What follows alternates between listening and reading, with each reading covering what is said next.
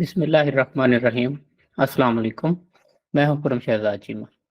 आज हमारे digital marketing का 8th लेक्चर है। आज जी कुछ नई चीज़ें जो है ऐड करेंगे इसमें। कुछ प्रीवियस चीज़ें जो हैं उनको डिस्कस करेंगे। आज ज़्यादा क्वेश्चन आंसर का ही सेशन है। तो सबसे पहले जी मैं आप लोगों के साथ स्क्रीन शेयर करता हूँ जी, उसके बाद फिर शुरू करते हैं आज का सेशन। अच्छा जी, किस किस ने देखे हैं जी प्रीवियस जो लेक्चर थे असाइनमेंट वाले, किस किस ने देखे हैं?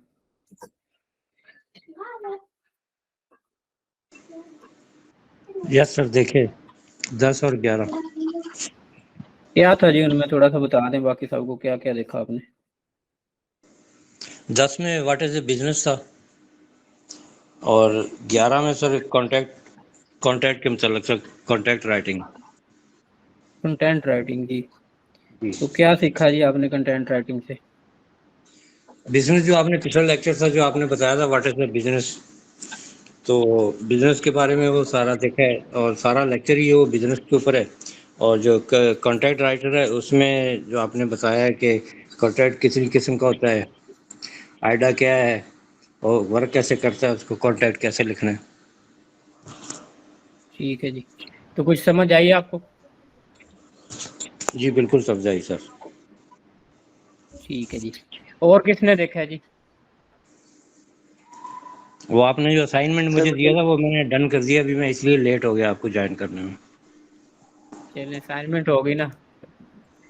जी मैं सर। भी आज लेट ही ज्वाइन किया है, तो आज मेरा क्वेश्चन जी जी। और किसने देखा जी सेशन? सर मैंने एक 10 देखा है, 10 नंबर। 10 नंबर देखा आपने? तो क्या देखा जी 10 नंबर में आपने? मैं देखा है कि सेलर क्या काम करते हैं, मैनेजर सेलर कितनी इम्पोर्टेंस है सेलर की, वो ब्रांड ठीक को है। कवर करते हैं, ब्रांड को मैनेज करते हैं।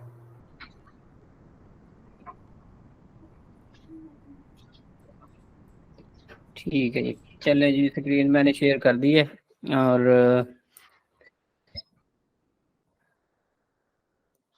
अब वो करते हैं जी आप लोगों से गपशप। सोशल मीडिया मार्केटिंग की मैंने इंट्रोडक्शन क्लास कल ली थी। उसमें मैंने आपको सोशल मीडिया के बारे में बताया था कि सोशल मीडिया किस तरह से काम करता है, कौन कौन से हम प्लेटफॉर्म यूज़ करेंगे।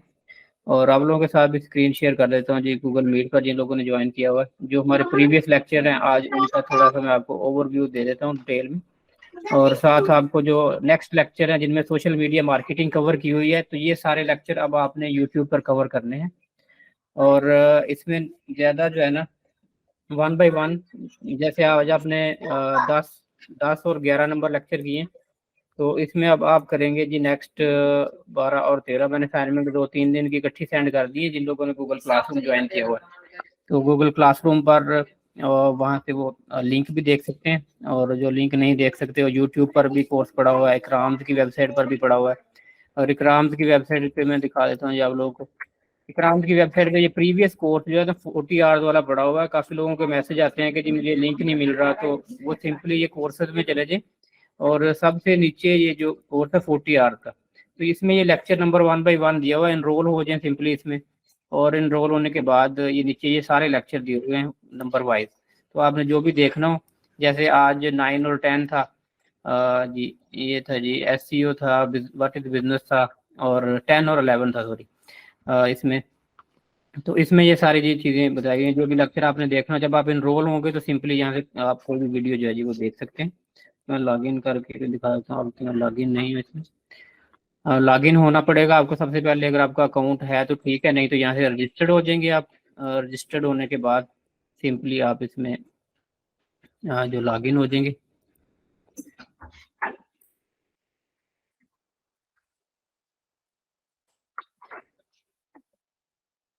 ये डिफरेंट ब्राउजर में ये यहाँ पे लॉगिन है।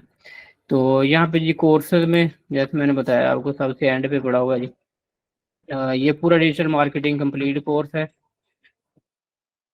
तो इसमें आपने लेक्चर नंबर 10 और 11 आज देखे हैं जी आपने। व्हाट इज बिजनेस, उसके बाद कंटेंट राइटिंग देखिए जी आपने।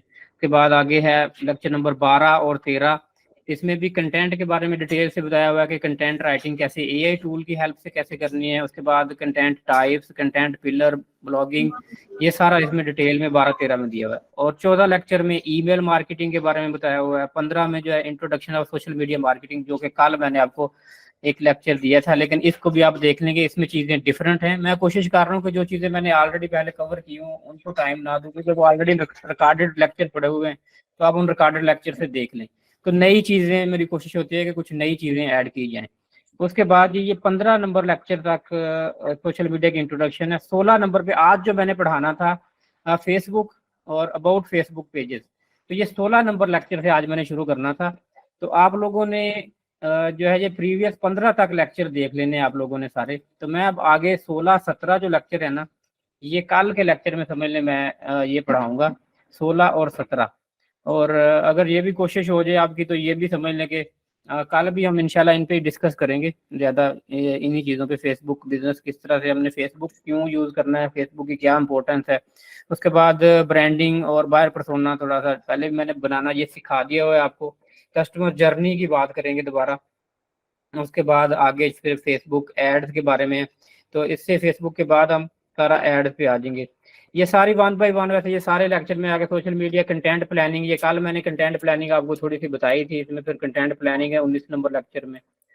फिर आगे जी 20 नंबर लेक्चर में सोशल मीडिया पेज के बारे में ही है सारा। फिर आगे जी सोशल मीडिया पेज 21, फिर ट्विटर मार्केटिंग, फिर 23 नंबर जो है जी लिंक्डइन है, और 24 नंबर पे यूट्यूब चैनल बनाना सिखाया हुआ। तो ये 23 नंबर तक जो लेक्चर हैं ये सारे सोशल मीडिया के ऊपर ही हैं सारे।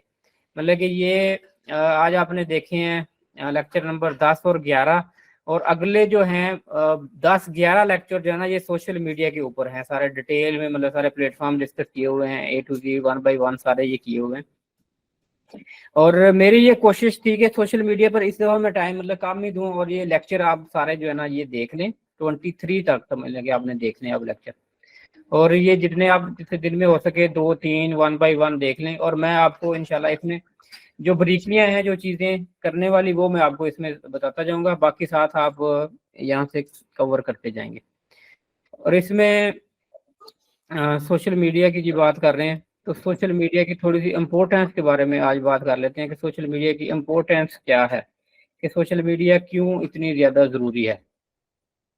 तो इसमें सबसे पहले अगर हम फेसबुक देखें, तो ये फेसबुक का अगर पेज में आ जाता हूँ अपने होम पेज पे, तो ये फेसबुक का सबसे ज़्यादा एडवांटेज क्या है सोशल मीडिया का, कि सोशल मीडिया पर जो भी आप पोस्ट लगाते हैं, मिसाल के तौर पे ये एक पोस्ट लगी हुई है, अब इस पोस्ट के 43 कमेंट्स हैं और उसके बाद कोई 100+ लाइक्स हैं।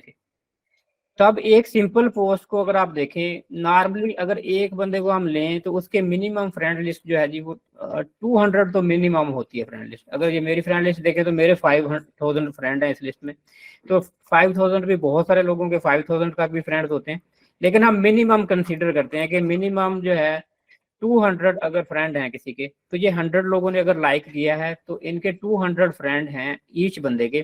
तो 200 को हम अगर 100 के साथ मल्टीप्लाई करें तो आपके सामने जी तादाद आ जाएगी 20,000 लोग, कि अगर ये एक पोस्ट 100 लोगों ने लाइक की है तो ये इस पोस्ट की रीच समझ लें 20,000 लोगों तक चली गई है, कि 20,000 लोगों तक ये पहुंच गई है। कि इसके जितने भी ये जिस पोस्ट को भी आप लाइक करते हैं या कमेंट करते हैं तो आपके सारी फ्रेंड लिस्ट आपके जो लाइक और कमेंट देखती है।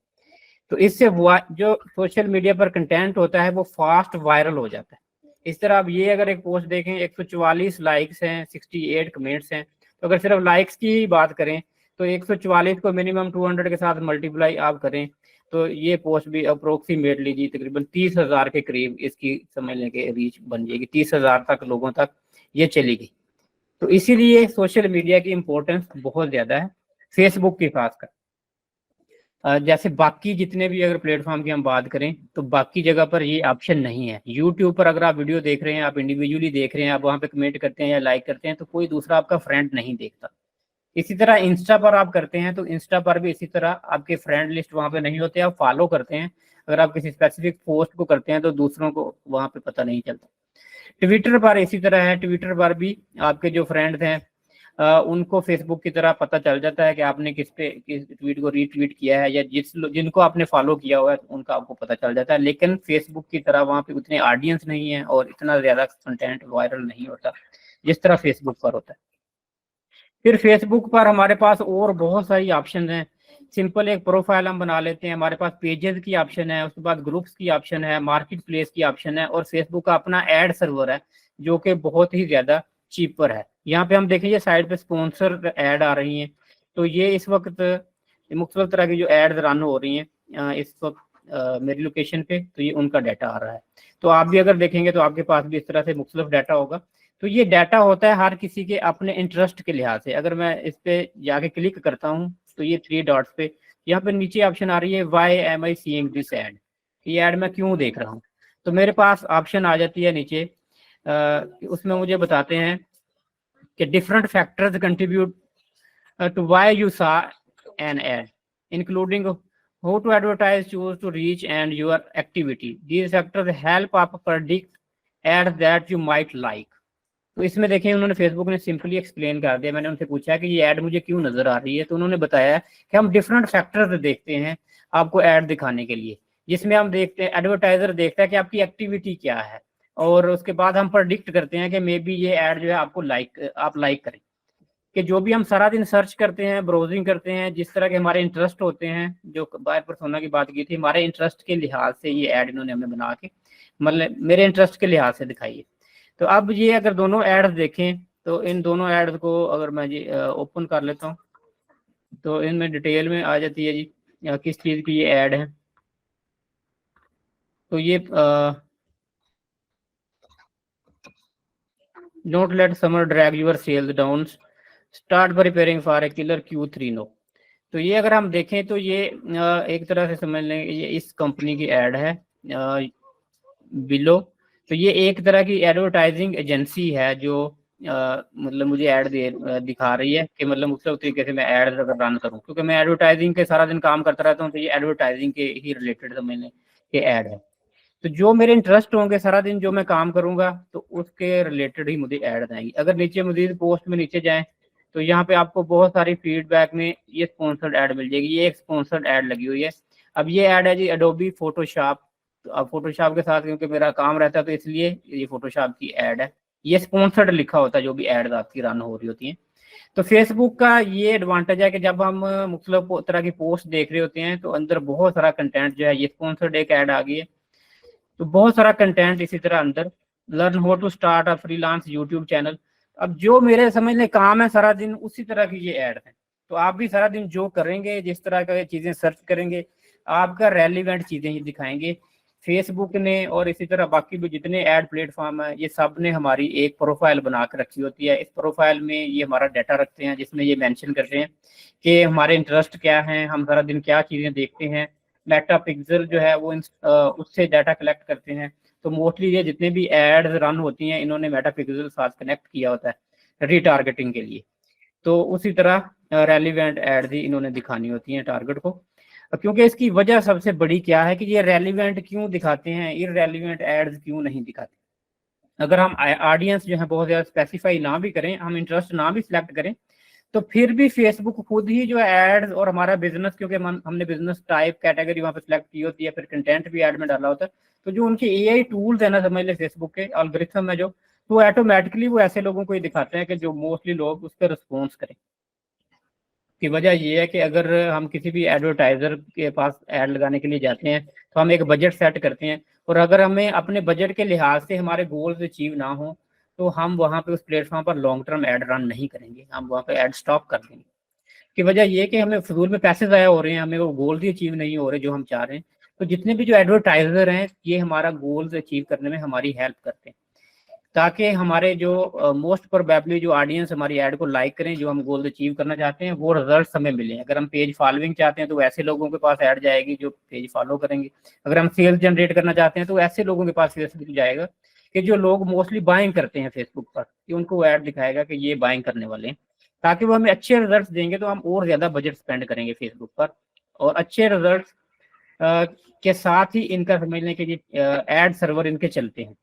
इसी तरह गूगल का भी एड सर्वर है, तो वो भी इसी तरह मतलब कि सारा उनका भी यही सिस्टम है कि उनकी जो CPC है उसके लिहाज से उन्होंने रखी होती है कि अगर वो वर्थ करती है यूजर को तो तभी वो इतने पैसे स्पेंड करता है, अगर उनको रिजल्ट ना मिले तो तब वो आपको अब लॉन्ग टर्म वहां पर नहीं जाएंगे। अब ये एक और जी ऐड आ गई, ये सारी स्पॉन्सर्ड ऐड इसी तरह मिक्स होती हैं हमारी पोस्ट के अंदर कि हमें पता भी नहीं चलता, हम गौर भी नहीं करते। और इसी तरह जो फेसबुक से हमसे सबसे ज़्यादा एडवांटेज हमें एज यही मिलता है कि जो हम ऐड लगाते हैं तो वो बिल्कुल मिक्स हो जाती हैं। अब ये नीचे एक और इधर साइड पे ऐड आ गया जी, हर elite remote engineer in just 4 days। तो ओपन कर लेंगे तो ये भी साइड पे जी आ जाएगी। खैर ये सारी मैंने चीज़ें ऐड के बारे में A to Z, उसके बाद ऐड का एक पूरा कोर्स इसी में जो 40 लेक्चर में 7-8 लेक्चर जो हैं उसमें फेसबुक शॉप के हैं कि फेसबुक पे आपने शॉप कैसे ओपन करनी है, फेसबुक पर सेल कैसे करना है, एड्स कैसे रन करनी है, ये सारा A to Z मैंने जी फुल डिटेल में सारी चीज़ें समझाई हुई हैं। तो आपने कल जी जो मैंने वीडियो 3-4 कही हैं आपने नेक्स्ट वो देखनी है कल, तो फिर कल हम मजीद इस पे ऊपर मैं जी आपको बताऊंगा, कुछ चीज़ें ऐड करूंगा। और साथ आपने जो जिसमें मैंने ये एक लेक्चर में बताया हुआ है कि AI टूल के साथ किस तरह कंटेंट आपने लिखना है, तो आप साथ AI टूल से भी हेल्प लेंगे, जैसे ChatGPT है, ये फ्री ऑफ कॉस्ट है, इस तरह के और भी बहुत सारे टूल्स हैं। तो ChatGPT देखें जी हमारे पास तो इन्होंने कर दिया है बंद इटालिया में, यहाँ पे नहीं चल रहा, और आपके पास पाकिस्तान चलेगा तो आप ChatGPT से हेल्प ले सकते हैं। और इसमें आप ये है कि जो भी चीज़ आपको समझ ना आए तो आप ChatGPT से क्वेश्चन कर सकते हैं थोड़ा डिटेल में, और इंशाल्लाह वो आपको डिटेल आंसर भी मिल जाते हैं। तो आप जितना ज़्यादा अच्छा लॉन्ग उनको डाटा प्रोवाइड करेंगे ChatGPT को, तो उतना आपको वो अच्छे रिजल्ट्स प्रोड्यूस करेगा। अच्छा जी, कोई क्वेश्चन हो किसी ने जिन्होंने वीडियो देखी हो, वीडियो देखी है ऑलरेडी, कोई क्वेश्चन उनके यहाँ तो पूछ सकते हैं। ये 10 नंबर लेक्चर जो था सर उसमें आपने बिजनेस के बारे में बताया था और बिजनेस के डिपार्टमेंट के बारे में बताया था, आखिर पे आपने सोशल मीडिया मैनेजर की रिस्पॉन्सिबिलिटी बतानी थी, लेकिन उसके बाद क्वेश्चन आंसर शुरू हो गए, वो फिर आपने बताया नहीं। सोशल मीडिया मार्केटर की रिस्पॉन्सिबिलिटी, चलिए मैं आपको दिखा देता हूँ, जैसे स्क्रीन शेयर करके रिस्पॉन्सिबिलिटी, ये जी मैं फाइल खोल लेता हूँ। As a digital marketer agency owner responsibilities and duties are, एक डिजिटल मार्केटर एजेंसी के रिस्पॉन्सिबिलिटीज ड्यूटीज क्या होती हैं, कि अगर आप एजेंसी रन कर रहे हैं तो क्या ड्यूटीज होंगी। Setting business goals and objectives as a owner and responsibility, setting the direction and vision of agency, this including setting business goals and objectives that align with your company's mission and value। तो सबसे पहले आपने जो भी अपने goals हैं वो agency के सेट करने होते हैं कि आपकी एजेंसी के क्या गोल्स हैं और आपके मोटिव्स क्या हैं, अपनी मिशन स्टेटमेंट, अपनी विजन स्टेटमेंट, ये आपने सारी क्लियर होनी चाहिए, और आपकी टीम भी ऑन द सेम पेज होनी चाहिए। जो आपके गोल्स हैं आपकी टीम के गोल भी वही होने चाहिए, वो डिफरेंट पेज पे नहीं होने चाहिए। उसके बाद ये developing and implementing marketing strategies, different marketing strategies बनानी होती हैं। You will need to develop and implement effective marketing strategy to promote your agency services and grow your client base। कि आपने अपनी एजेंसी को ग्रो करना होता है कि क्लाइंट बेस, कि अपने क्लाइंट्स को गुड सर्विसेज दें और विन विन सिचुएशन हो आपकी, जिसमें involve creating digital marketing campaigns, running social media ads, optimising website SEO and मोर।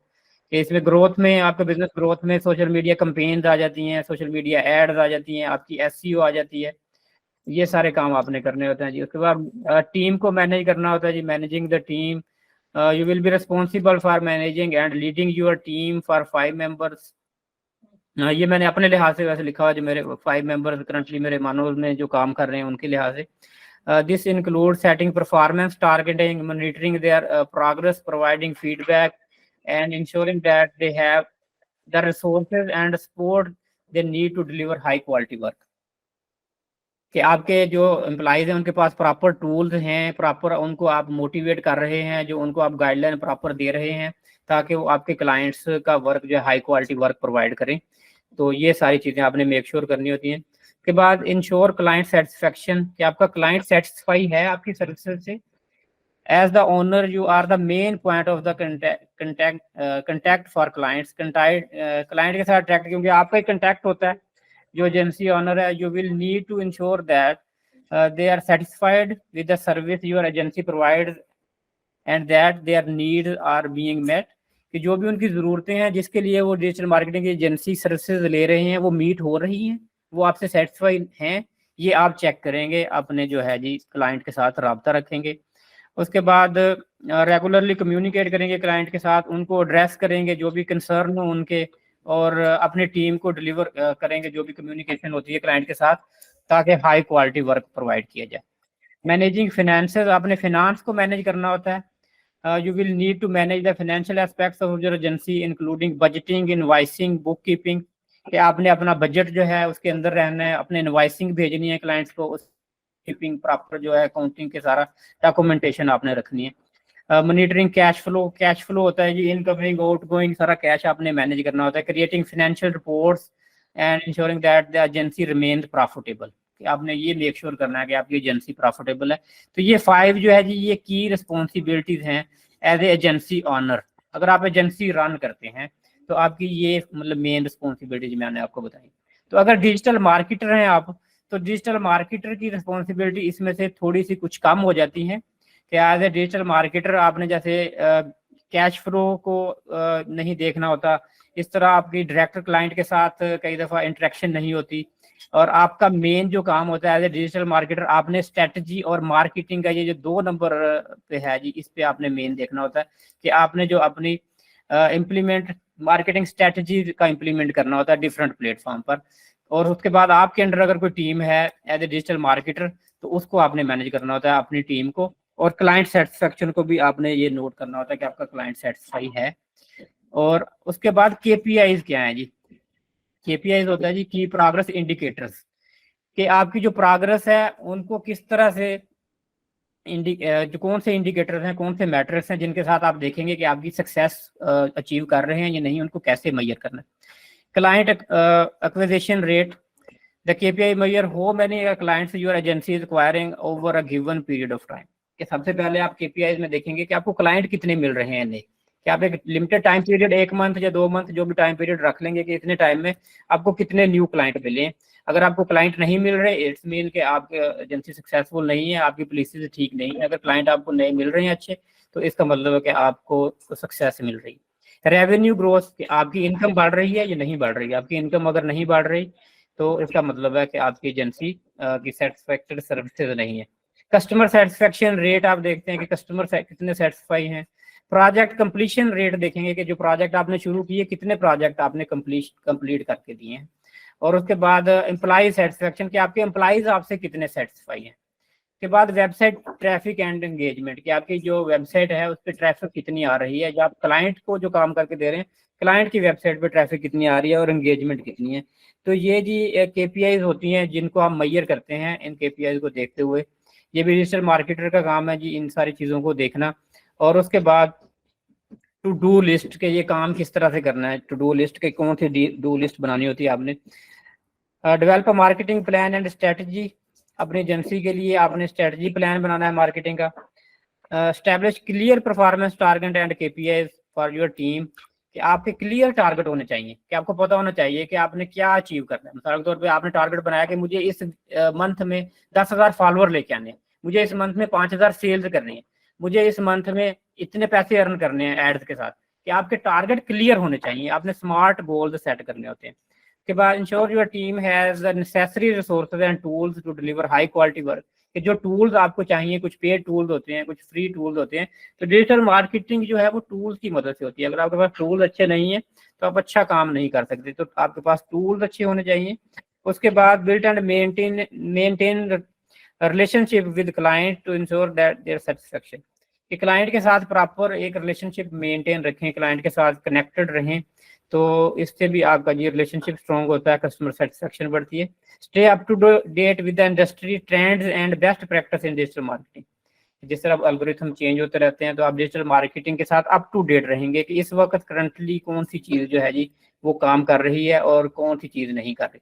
उसके बाद एंड पे evaluate your team performance regularly and provide feedback for improvements, कि अपनी टीम के साथ आपने कनेक्टेड रहना है, उनकी इम्प्रूवमेंट को बेटर करना है। तो ये तो जी बेसिक मैंने पूरा एक एज एजेंसी ऑनर आपको सारा डिटेल से बता दिया कि क्या क्या काम एज एजेंसी ऑनर आपने करने होते हैं। तो डिजिटल मार्केटर का मैं आपको इंडिविजुअली थोड़ा सा मैं 2 मिनट बता देता हूँ एज ए डिजिटल मार्केटर आपने क्या करना है। अगर सिंपल अल्फाज में देखें तो आप हैं डिजिटल मार्केटर, आपके पास कोई भी बिजनेस ऑनर आया, उसने आपके साथ कांटेक्ट किया है, उसे आपसे सिंपली बात कर रहा है कि जी मैंने आपकी डिजिटल मार्केटिंग की एजेंसी की ऐड देखी और मेरा ये एक बिजनेस है, तो मैं अपने बिजनेस को आप लोगों से प्रमोट करवाना चाहता हूँ। तो आप उसको किस तरह से गाइड करेंगे, आप क्या क्या काम करेंगे। अगर वो आपको हायर कर लेता है, आपकी एजेंसी नहीं है, आप समझ लें अगर जॉब कर लेते हैं उनके पास, तो आप क्या क्या रिस्पॉन्सिबिलिटीज आपकी होंगी, क्या क्या काम करेंगे। तो एज ए जॉब आपने जॉब कर ली उनकी कंपनी में, तो सबसे पहले आपने जो काम करना है, आप उनको ये कहेंगे कि जो आपकी ड्यूटी और रिस्पॉन्सिबिलिटी है वो ये देखना है कि इनका जो टारगेट मार्केट है उसका इन्होंने प्रॉपर बायर पर्सोना बनाया हुआ है। अगर नहीं बनाया हुआ तो आपका काम होगा एज ए डिजिटल मार्केटर कि आप बायर पर्सोना बनाएं। और उसके बाद आपने मार्केट एनालिसिस करना है, उनके कंपेटिटर क्या है, मार्केट एनालिसिस करना डिजिटल मार्केटर का काम है कि उन्होंने देखना है कि कौन से कंपेटिटर हैं, उनका जो मैंने स्वाट एनालिसिस करना बताया था, ये डिजिटल मार्केटर का काम है, उसने स्वाट एनालिसिस करना है। उसने देखना है कि हमारे हर प्रोडक्ट हमारे कौन से हैं, हमारी कौन सी स्ट्रेंथ है। फिर वो इंडिविजुअली भी प्रोडक्ट्स आपने देखेगा कि कौन से प्रोडक्ट हमारे स्ट्रॉन्ग हैं, किन प्रोडक्ट को हम प्रमोट कर सकते हैं मैक्सिमम, और उसके बाद किन से हम मैक्सिमम रेवेन्यू अर्न कर सकते हैं। तो ये डिजिटल मार्केटर का काम है कि सबसे पहले उसने अपना इंटरनली एनालिसिस करना है अपनी एजेंसी का, उसकी स्ट्रेंथ, वीकनेस, अपॉर्चुनिटी, थ्रेट, ये सारा उसने स्वाट एनालिसिस करके ऑन बोर्ड आ गया। अब उसको पता है कि मेरी एजेंसी की ये पावर्स हैं, ये मेरी टीम है, ये हमारा बजट है, हम मैन्युफैक्चरर हैं, ड्रॉप शिपर हैं या हम होलसेलर हैं, ए टू जी आप पूरी इन्फॉर्मेशन लेंगे। अगर आप बहुत सारे, मैं लोगों को जानता हूँ जो मेरे पास आते हैं जॉब के लिए आते हैं, अगर मैं उनसे पूछता हूँ कि जी आप मेरी एजेंसी के बारे में क्या जानते हैं, तो वो कुछ नहीं जानते होते। जब अगर आप जॉब करने के लिए जाएं किसी भी एजेंसी में, तो सबसे पहले आप उस एजेंसी को देखें अच्छी तरह, उसका आप एनालिसिस करके जाएं, आप उस एजेंसी का टारगेट ऑडियंस को देखें, उसके कंपेटिटर को देखें। जब आप इंटरव्यू में जाएंगे तो कोई ऐसी चीज निकालें उसकी कंपनी में से जहां पे वो लैग कर रहा है कि आपकी एजेंसी में ये चीज की कमी है, तो अगर मैं आऊंगा तो मैं इस चीज को बेटर करूंगा। अगर आप ये बात कर दें तो 100% आपको जॉब मिल जाएगी। वो बंदा आपसे सेटिस्फाई हो जाएगा कि ये बंदा पहले ही हमारी एजेंसी के बारे में ए टू जी सारा कुछ देख के आया हुआ है। तो इसने हमारे पेजेस भी देखे, आप उस एजेंसी के सारे पेजेस देखें, और जिस चीज में वो गलती कर रहे हैं, आपको बहुत सारी चीजें मिल जाएंगी जहां पर वो गलत है, तो आप उनको वो हाईलाइट कर देंगे इंटरव्यू में। तो आपका समझ लें कि उनके ऊपर एक प्रेशर बन जाएगा कि एक बंदा जो है समझ लें ऑलरेडी इसको डिजिटल मार्केटिंग का पता है। उसके बाद आपने क्या करना है जी, अब आपको एजेंसी के बारे में ए टू जी सारा कुछ पता चल गया। अब आपने करनी है स्ट्रेटजी का इम्प्लीमेंट। आपने देखना है कि आपका टारगेट ऑडियंस कौन से प्लेटफॉर्म पे होगा। आपने डिफरेंट प्लेटफॉर्म चूज करने हैं कि ये प्लेटफॉर्म मैं चूज करूंगा, मैंने गूगल पे ऐड लगानी है, मैंने फेसबुक पे लगानी है, मैंने इंस्टा पे लगानी है। फिर आप देखेंगे लॉन्ग टर्म प्लान, मैंने पेड बजट कितना लगाना है एजेंसी के लिहाज से। उसके बाद मैंने ऑर्गेनिक वेज कौन से यूज करने हैं, तो मैंने कौन कौन से वेज के साथ मैंने कंटेंट मार्केटिंग यूज करनी है, मैंने ब्लॉगिंग करनी है, मैंने वीडियो मार्केटिंग करनी है। तो ये डिजिटल मार्केटर का काम है, जहां से बेस्ट रिजल्ट्स आएंगे। एसईओ करनी है, बेस्ट रिजल्ट्स के लिए वो प्लानिंग करेगा। इसको हम कहते हैं मार्केटिंग स्ट्रेटजी बनाना, कि आपने एक मार्केटिंग स्ट्रेटजी बनानी है। स्ट्रेटजी बनाने के बाद उस डिजिटल मार्केटर का काम है कि उसका इम्प्लीमेंट करना, कि जो भी स्ट्रेटजी उसने बनाई है ऑन द टेबल रखी है, टीम के साथ डिस्कस की है, बिजनेस ओनर के साथ डिस्कस की है, जो भी चेंजेस करनी है, जो उनको बेस्ट स्ट्रेटजी लगी, उसको उन्होंने इम्प्लीमेंट कर देना। इम्प्लीमेंट के बाद फिर आपने देखना है कि जो आपने गोल्स सेट किए थे, आया वो अचीव हो रहे हैं या नहीं हो रहे। अगर तो आपके गोल्स अचीव हो रहे हैं तो आप उस स्ट्रेटजी को लेके चलते रहेंगे, और पेड ऐड है अगर तो पेड बजट लगाते जाएंगे, और अगर ऑर्गेनिक वे यूज कर रहे हैं तो वही ऑर्गेनिक वे यूज करेंगे। और अगर आपको रिजल्ट नहीं मिल रहे जो आपने सोचे थे, तो फिर आप दोबारा से नई स्ट्रेटजी बनाएंगे और स्ट्रेटजी बना के उसका री इम्प्लीमेंट करेंगे। तो ये भी डिजिटल मार्केटर का काम है। और डिजिटल मार्केटर ने एम्प्लॉयज के साथ कनेक्टेड रहना होता है, बिजनेस की वो वॉइस होता है, बिजनेस की प्रॉपर ब्रांडिंग करनी होती है, बिजनेस की colour scheme A to Z, business के बारे में लोगों की परसेप्शन, ये सारी चीजें डिजिटल मार्केटर का काम है।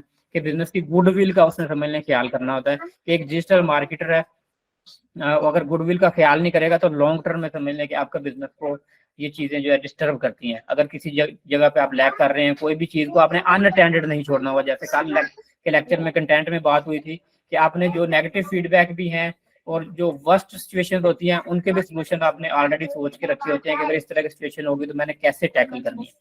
तो डिजिटल मार्केटर अल्टीमेटली जो है उसका काम जो होता है जी, डिजिटल मार्केटर का कि बिजनेस को प्रमोट करना है, बिजनेस की लॉन्ग टर्म में गुडविल बनानी है, ओवरऑल बिजनेस की आपने करनी होती है जी, परसेप्शन बेटर करनी है, लॉन्ग टर्म में बिजनेस की ब्रांडिंग करनी है, और अल्टीमेटली गोल क्या है, ब्रांडिंग करके आपकी गुडविल अच्छी करके अल्टीमेटली गोल जो है वो सेल जनरेट करना है कि आपकी सेल मैक्सिमम हो और आपके बिजनेस को रेवेन्यू मिले और आपका बिजनेस का प्रॉफिट जो है वो इंक्रीज हो, प्रॉफिटेबिलिटी आपने बिजनेस की इंक्रीज करनी है। इसमें डिजिटल मार्केटर जो है उन्होंने डिफरेंट तरह की जो ऑप्शन है वो ऑन द बोर्ड रखनी होती हैं मैनेजर के सामने कि ये ऑप्शन है हमारे पास और हम इस तरह से जो है ये काम कर सकते हैं, इससे हमारे बिजनेस की ग्रोथ होगी।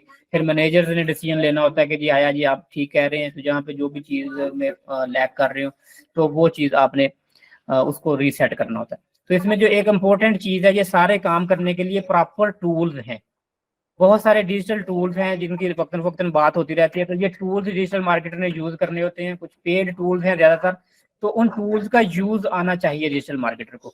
अगर एसईओ करनी है तो एसईओ के लिए कीवर्ड रिसर्च के टूल्स हैं, उसके बाद आपने प्रॉपर जो है अपनी वेबसाइट का एनालिसिस के लिए टूल्स हैं, एनालिटिक्स के टूल्स हैं, on the social media for the scheduling tool है कि आपने पोस्टिंग इकट्ठे अगर आपके 10 प्लेटफॉर्म है तो उन पर कच्ची स्केड्यूलिंग कैसे करनी है। तो ये जो टूल्स हैं ये सबका यूज आपको आना चाहिए। सीआरएम सिस्टम है, ईमेल मार्केटिंग है, ईमेल मार्केटिंग कैसे आपने करनी है, ऑटोमेशन कैसे है, एपीआई कैसे लगानी है आपने कि ऑटोमेटिकली आपको जो बहुत सारे आजकल रोबोट्स होते हैं, रोबोटिक चैट बूट्स जिनको बोलते हैं, चैट बूट्स होते हैं, उनको कैसे सेट करना है। तो ये सारी चीजें जो है, मेटा पिक्सल कैसे कनेक्ट करना है, तो ये सारी चीजें डिजिटल मार्केटर का काम है कि वो सारा कुछ ये सीखेगा और सारा कुछ अप टू डेट करेगा। एज ए डिजिटल मार्केटर आपको ए टू ज़ेड सारी चीजें पता होनी चाहिए। उसके बाद फिर आपके पास आगे टीम होती है, तो डिजिटल मार्केटिंग मैनेजर है, उसके पास एसईओ का अलग बंदा है, ग्राफिक डिजाइनर अलग है, कंटेंट राइटर अलग है, तो वो सारी टीम को लेके मैनेज करता है। तो अगर उसको ये सारी चीजों का खुद नहीं पता होगा तो वो टीम को कैसे मैनेज करेगा। आपने हर चीज के बारे में पहले जानना होता है, उसको अच्छी तरह से समझना है, बारीकी उसकी समझनी है, तो फिर जाके आप एक डिजिटल मार्केटर बन सकते हैं और पूरी टीम को लेके चल सकते हैं। और जो बंदा सिर्फ अगर उसकी एक स्किल है तो एक स्किल के साथ डिजिटल मार्केटर मैनेजर नहीं बना जाता। डिजिटल मार्केटर मैनेजर को ओवरऑल स्किल्स सारी होती हैं। एक स्किल के साथ जो आप स्पेसिफिक स्किल आप लेंगे तो सिर्फ आप उस स्किल में जो है ना जा सकते हैं। कंटेंट राइटर है तो वो कंटेंट राइटिंग में जाएगा, सोशल मीडिया मार्केटर है तो सोशल मीडिया मार्केटिंग में जाएगा, एसईओ वाला तो एसईओ में जाएगा। तो डिजिटल मार्केटर जो है उसका अबूर इन सारी चीज़ों पे होता है कि उसको सारा पता होता है कि कौन से प्लेटफॉर्म पे मैंने जाना है, कौन सी स्ट्रेटजी मैंने बनानी है और कहाँ पे मैंने हिट करना है क्लाइंट को। ठीक है जी, ये मैंने आपको डिटेल से रिस्पॉन्सिबिलिटीज बता दी। अब कोई और क्वेश्चन है किसी का तो बता दें जी, क्या क्या जॉब अपॉर्चुनिटीज होती हैं जी। जॉब अपॉर्चुनिटीज हजारों हैं, लाखों हैं जी। जी वली साहब। ऐसे वो मैंने बस ये पूछना था कि वो कौन कौन से लेक्चर आपने कहा कल के लिए, उनको कौन से नंबर? जी लेक्चर तो जो है जी 1 बाय 1 आपने 2 रोजाना देखते रहना है। कल आप देखेंगे लेक्चर नंबर 12, 13 और उससे आगे 23 तक आपने देखने हैं। 23 तक आप देखें इस वीकेंड तक, मतलब फ्राइडे तक। फ्राइडे तक इंशाल्लाह सोशल मीडिया मार्केटिंग की बात होगी, तो फ्राइडे तक आपने 23 तक लेक्चर देखने। मेरा सवाल ये है ना कि आपने कहा ना कि खाली बस बंदा जब पूरा डिजिटल मार्केटिंग कोर्स कर लेता है तो वो डिजिटल मैनेजर बन सकता है, मार्केटर मैनेजर। और अगर खाली हम सोशल मीडिया मार्केटिंग ही करें तो उसके बाद हमें क्या क्या जॉब अपॉर्चुनिटी होती है, क्या रिस्पॉन्सिबिलिटीज होती हैं? जी सोशल मीडिया मार्केटर जो है जी वो सोशल मीडिया स्ट्रेटजी बना सकता है, सोशल मीडिया प्लेटफॉर्म पर काम कर सकता है, social media paid ads run कर सकता है, ऑर्गेनिक जो है जी पेजेस रन कर सकता है, कंटेंट मैनेज कर सकते हैं।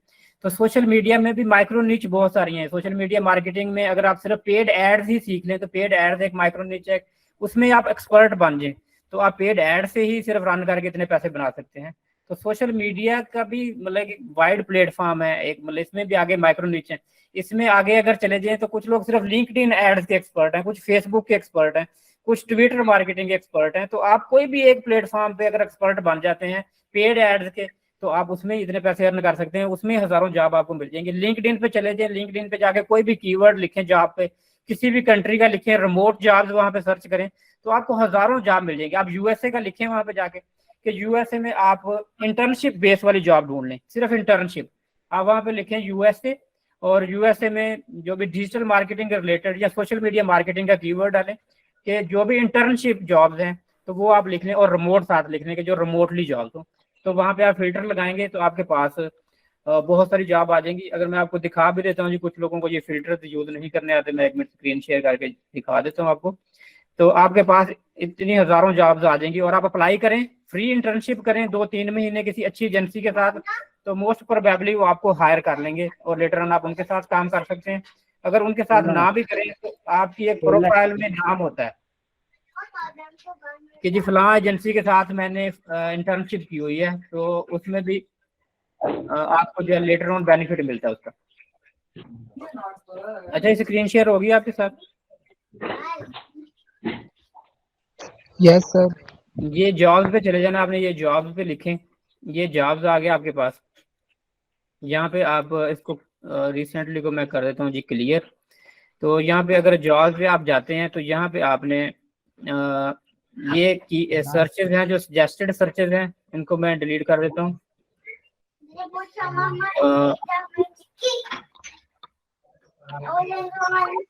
तो यहाँ पे जी मैं सर्च कर लेता हूँ सबसे पहले। तो यहाँ पे मैं सर्च कर लेता हूँ सोशल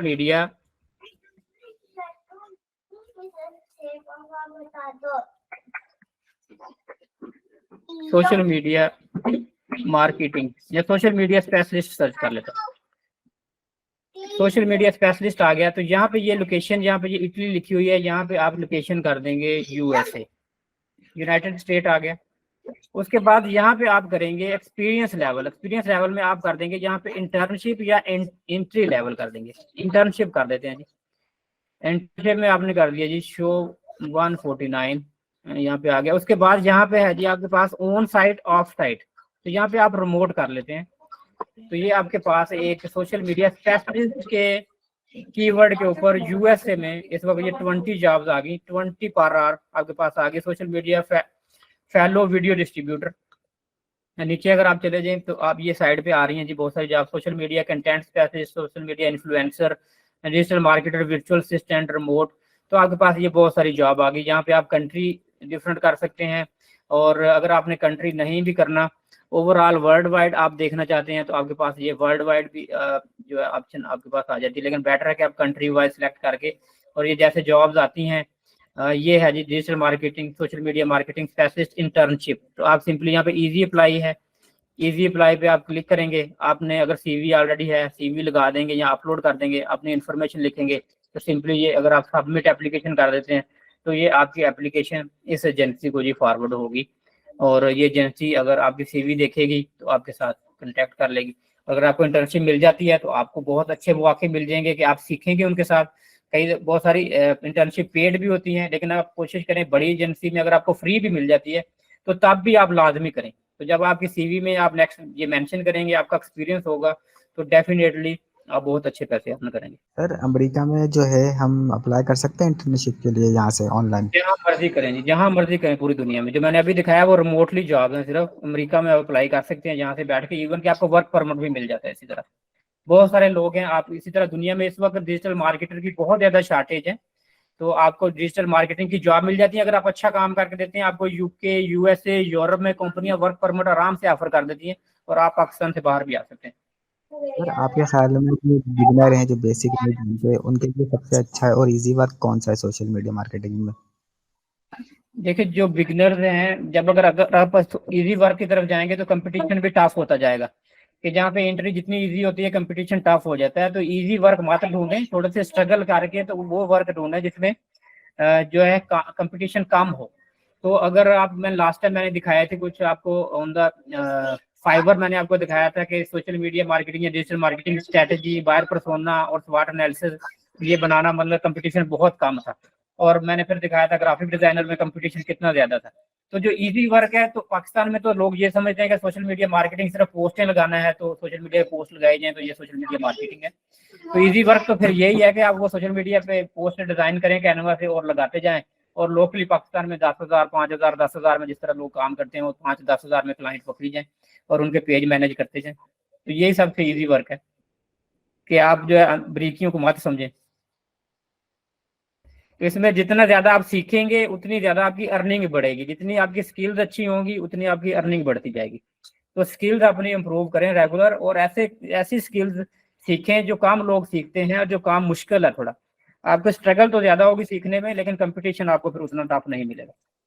सर अभी कोई स्किल्स बताएं ऐसी जो हम सीखें, भले मेहनत करना पड़े। देखिए स्किल्स मैं आपको नहीं बता सकता कोई भी एक, मैंने आपको हजारों स्किल बता रहा हूँ। हर बंदे की कैपेबिलिटी डिफरेंट होती है, हर बंदे का सीखने का टाइम डिफरेंट लगता है। स्किल्स आपने देखनी है अपनी कैपेबिलिटी के लिहाज से कि आपकी कैपेबिलिटी क्या है। मैं आपको कह दूं कि आप एमबीए कर लें, तो आपने अभी एफएससी ना की हो तो आप कैसे एमबीए करेंगे?